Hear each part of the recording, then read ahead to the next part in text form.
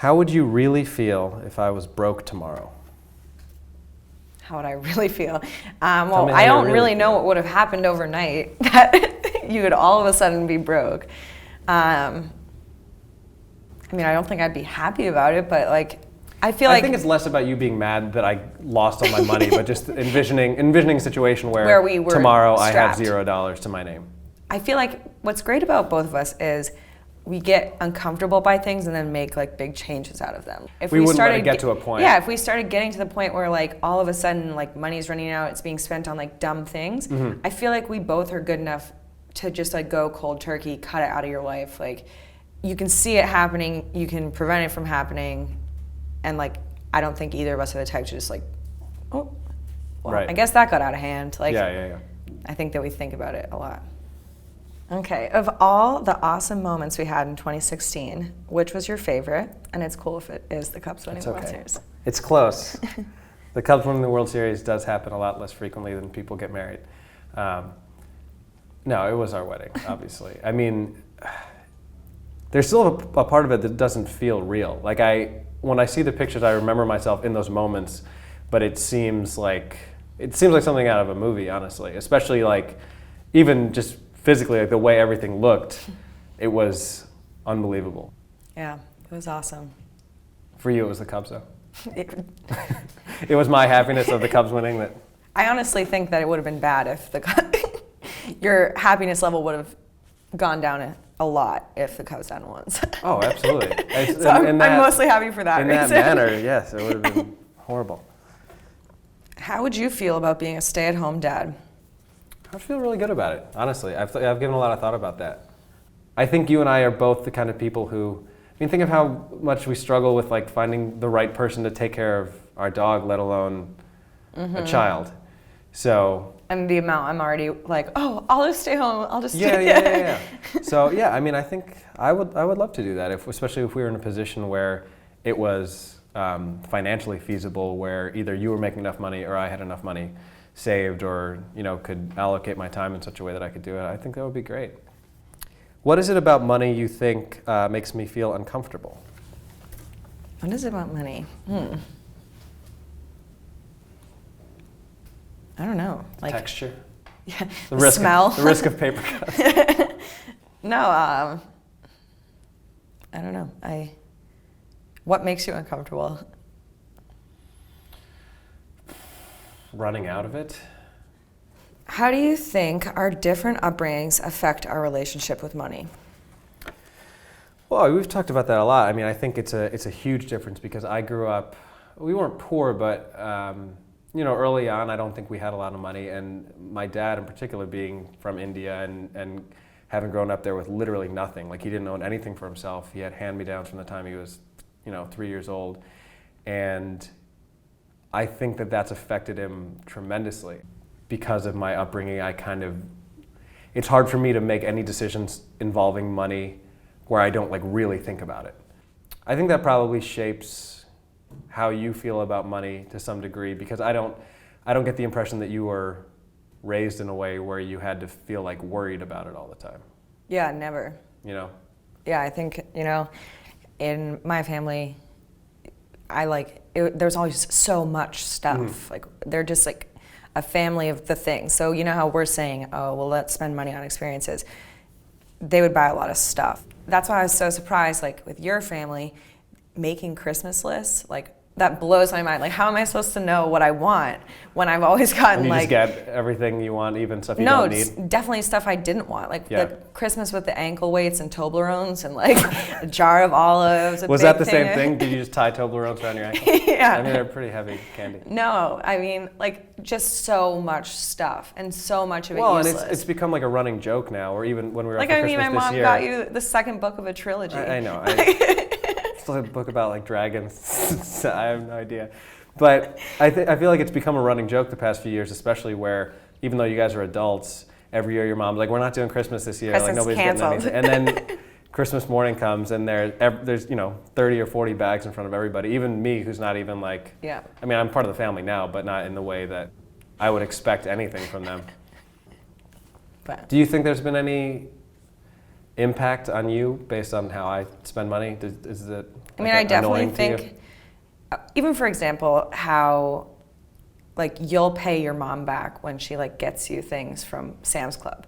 Yeah. Like I don't think I've ever written my mom a check for. It's also silly that we're still using checks. I told her about Venmo. She So like, want to get Venmo. You know, like the fact that you pay people back for things like when they've bought them for you, like from the store, like your mom is buying you toilet paper and you write her a check for $15.66. Like to me, that like I guess the way I was brought up, that $15.66 is just like amongst friends where you know, that to me, like actively thinking about like writing someone a check for a super small amount, you've changed me a bit on that, where it's like, of course, you're their adult son. Why would they just be giving you things? Right, but I mean, that's what, like, anytime we go up to Maine, we always come home with a bunch of stuff, and it's not like you're writing your parents a check for, you know, $35 for the. But that, on the other side of that, is because we have so much stuff, you could literally just leave with 18 canvas bags, and like. I mean, that's how I got my luggage. No one would notice. It was just in your basement. It's a nice piece of luggage. Yeah. No, nobody knows it's gone. No. Unless your parents watch this. Why are we not really using our joint bank account? Because I feel like as of right now, I had told you like my resolution was to get like all of my credit cards down to 0 and like start the new year fresh. And then like once that had happened, I would start like giving a chunk of my like salary in there every month.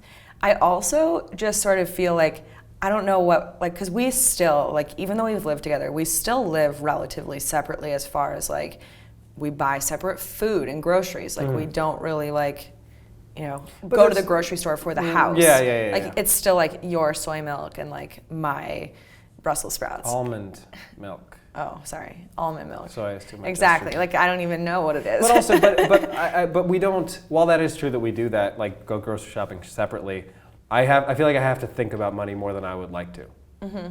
Because of what I do, I kind of always have to be thinking about money because you quite honestly don't know where the money is coming from, and you might have a great month where you make a bunch of money, and then you might be dry for a couple months.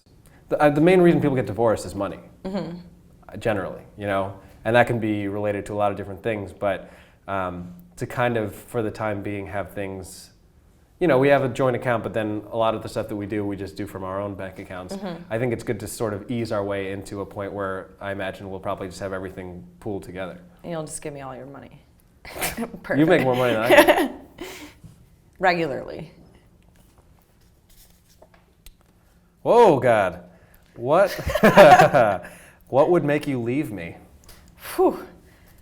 What would make you leave me?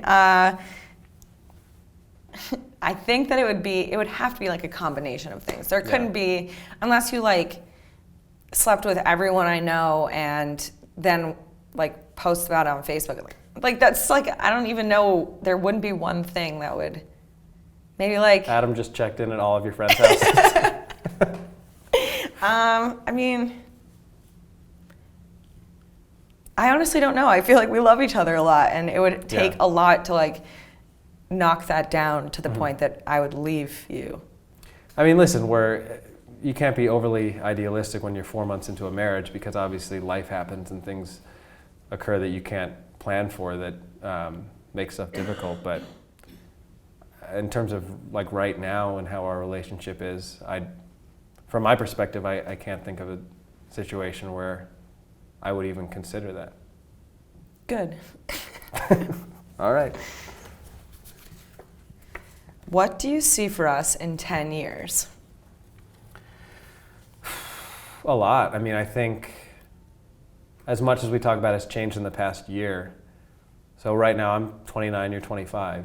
When we're 39 and 35, my hope for us is that we have an actual residence that's a real house and a place with a yard and a quality of living that we don't have right now. Primarily, I just want to be in a position where I can make enough money that I can help support you and support a family and not have to be in the situation that I am now where I'm like, okay, where's the next paycheck coming from?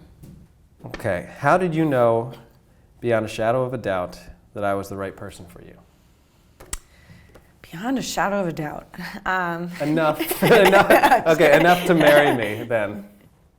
Like, was there a moment, or is it just like I don't know, I can't think of the word. I mean, I feel like from like when we first started dating, we sort of had this feeling about each other that like it was just right. And we've talked about this, but like through everything that shouldn't have allowed it to work, it truly is impressive. And like, I think to me, I mean, you know how often I like cry about love and thinking about love and stuff, but like for me, it's representative of like one of the love stories that I would like cry about, like, you know, and you being one of the like most trustworthy and good-hearted people I've ever met. I would be foolish to not like know to marry you and know that we'd be perfect together, and you're so supportive.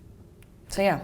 Do you think you're like aware of that all the time, or is it like, not that you take anything for granted, but I guess like we were talking about at the concert last night when, you know, you've got two people in a stadium of 20,000 people, and there's probably a moment where they look at each other and they're like, oh my God, like it actually happened. Like it worked out the way we wanted it to work out.